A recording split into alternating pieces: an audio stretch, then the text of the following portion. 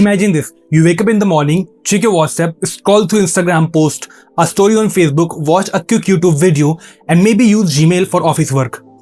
Without realizing it, in the first hour of your day, you have already given all your digital life to American companies. And that is exactly what the Global Trade Research Initiative GTRI has warned India about. A recent report by GTRI says India are dangerously dependent on America apps and digital platforms. Almost every aspect of our online life, communication, entertainment, business, even government announcements depend on platforms controlled by US. WhatsApp, Instagram, Facebook, YouTube, Gmail, Microsoft Teams, Zooms, these are the digital arteries through which India's data flows. And here lies the danger. Because when a country relies too much on foreign controlled apps, it loses data sovereignty. Think about it. If tomorrow, due to a geopolitical dispute or a trade war, access to this platform is restricted or manipulated, millions of Indians could be cut off from communication, businesses could collapse, and even governance could be disrupted. India has 88 crore internet users. Out of these, 45 crore are on WhatsApp, 35 crore on YouTube, and 30 crore on Instagram. Facebook still has over 25 crore active Indian users. Together, these numbers are larger than the population of many countries combined. But all this power lies in the hands of companies in Silicon Valley. Data generated by Indians, our conversation, our preference, our habits flow to servers abroad.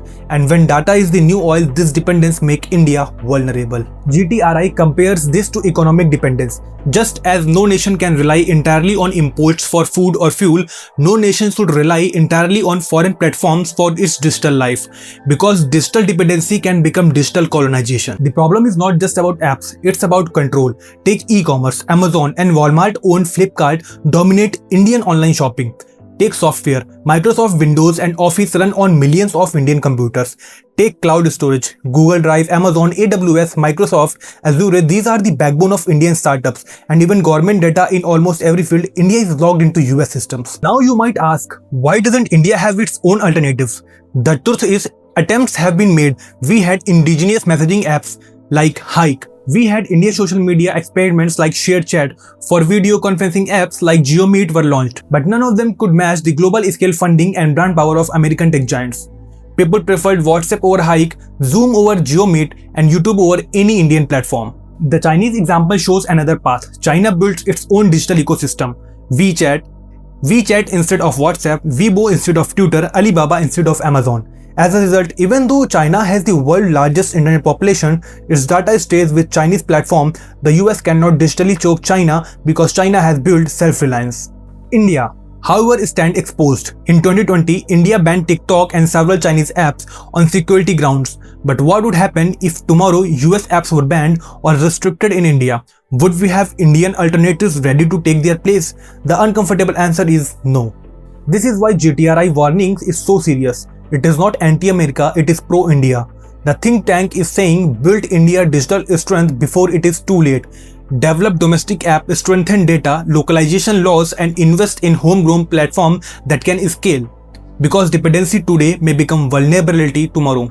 The effects of not acting are clear. Imagine businesses unable to use Google Maps for delivery, students unable to attend online classes on Zoom or Microsoft Teams, startups losing access to cloud servers, journalists losing platform to reach the public, even the government struggling to push emergency communication. One shutdown could paralyze an entire nation. But if India acts now, it can create a parallel system. We already have success stories. The Unified Payment Interface (UPI) is a homegrown Indian platform that now powers more transactions than Visa and MasterCard in Indian combined. CoWIN and Arogya Setu during the pandemic shows that India-made platform can handle millions of users daily.